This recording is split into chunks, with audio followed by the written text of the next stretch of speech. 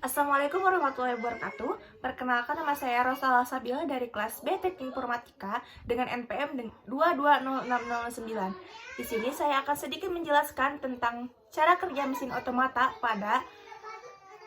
pada tata bahasa Chomsky. Langsung saja. Tata bahasa atau grammar bisa didefinisikan secara formal sebagai kumpulan dari himpunan-himpunan variabel, simbol-simbol terminal, simbol awal yang dibatasi oleh aturan-aturan produksi. Chomsky melakukan penggolongan tingkat bahasa menjadi 4 berdasarkan aturan produksinya yang disebut dengan hierarki Chomsky pada tahun 1959. Yang pertama, aturan produksi menspesifikasikan bagaimana suatu tata bahasa melakukan transformasi suatu string ke bentuk lainnya. Yang kedua, melalui produksi didefinisikan suatu bahasa yang berhubungan dengan tata bahasa tersebut.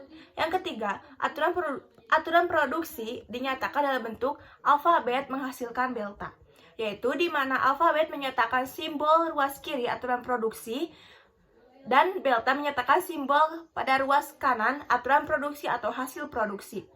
Selanjutnya, hasil terminal adalah simbol yang tidak dapat diturunkan lagi atau dinyatakan dengan huruf kecil seperti A kecil, B kecil, dan C kecil. Selanjutnya, simbol variabel atau non-terminal adalah simbol yang masih bisa diturunkan atau dinyatakan dengan huruf besar seperti kapital A, B, dan C. Selanjutnya, hierarki Chomsky yaitu bahasa reguler atau tipe 3 masukkan mesin otomata, finite state automata atau VSA. Aturan produksinya adalah A adalah sebuah simbol variabel, B maksimal memiliki sebuah simbol variabel yang bila ada terletak di posisi paling kanan.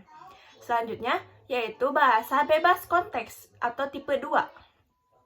Pushdown memiliki mesin otomata pushdown automata. Aturan produksinya adalah alpha berupa sebuah simbol variabel. Kemudian ada bahasa konteks sensitif yaitu tipe 1 memiliki mesin otomata linear bounded automata yaitu alpha lebih kecil dari delta. Selanjutnya yang terakhir natural language tipe 0. Mesin otomatanya adalah mesin Turing. Aturan produksinya tidak ada batasan.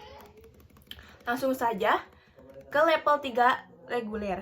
Batasan bertambah lagi di mana ruas kanan memaksimalkan memiliki sebuah simbol variabel yang terletak paling kanan.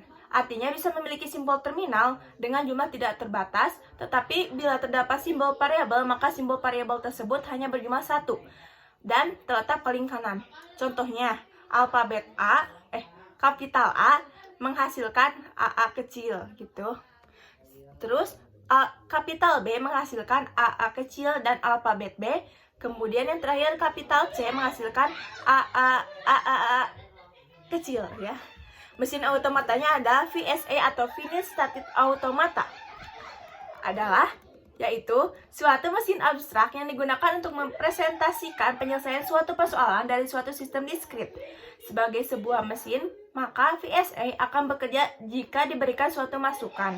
Hasil proses adalah suatu nilai kebenaran diterima atau tidaknya masukan yang diberikan. VSA memiliki state yang banyaknya berhingga. Jika diberikan suatu simbol input, maka dapat terjadi suatu perpindahan dari sebuah state ke state lainnya.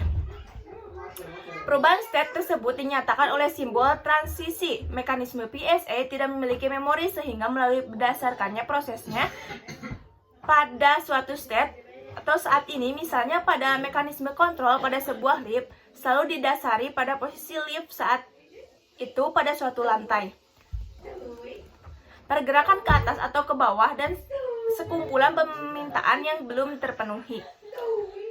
Batasannya, aturan produksi A adalah sebuah simbol variabel beta, maksimal memiliki sebuah simbol variabel yang bila ada terletak di posisi yang paling kanan. Selanjutnya adalah level B atau bebas konteks. Alpha adalah sebuah simbol variabel dan batasannya bertambah bahwa ruas kiri harus tetap satu simbol variabel. Contohnya, kapital A menghasilkan AA kecil ya.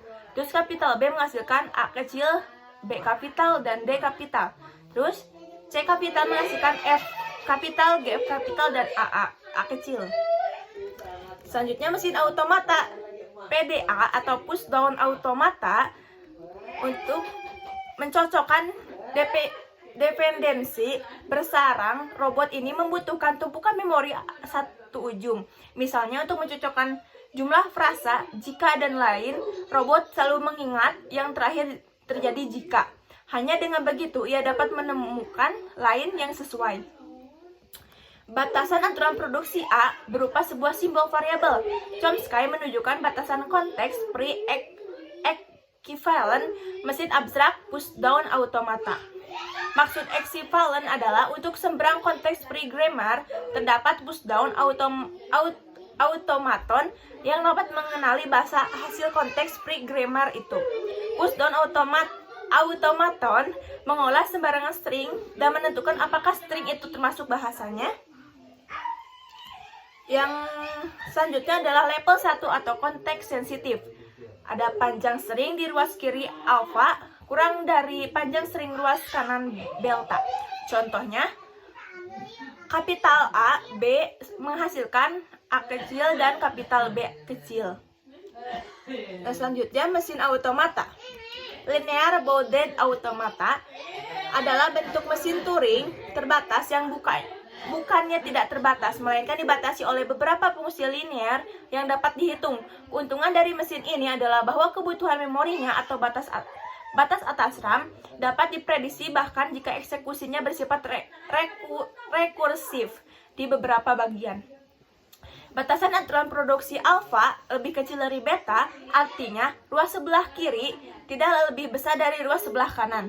Linear Bounded Automata atau LBA adalah jenis mesin Turing yang memiliki batasan ketika input diberikan ke dalam proses komputasi, tapi tidak diperbolehkan untuk melewati wilayah batas infinite tab. Tab itu sendiri memiliki panjang tak terhingga dengan maksud wilayah mengkomodasi masukan dari panjang yang bisa diatur semaunya. Pada LBA, jumlah state yang bervariasi tergantung kepada fungsi linear dan jumlah masukan yang diberikan. Selanjutnya, ada level 0 atau natural language. Bahasa manusia termasuk ke dalam tipe ini di mana tidak ada batasan untuk aturan produksinya. Contohnya, A kapital B C menghasilkan AA. Terus kapital B C menghasilkan A dan kapital B huruf A kecil dan B besar kapital. Mesin automatanya adalah mesin Turing. Fungsinya yang tidak dapat dihitung ada dalam matematika dan ilmu komputer.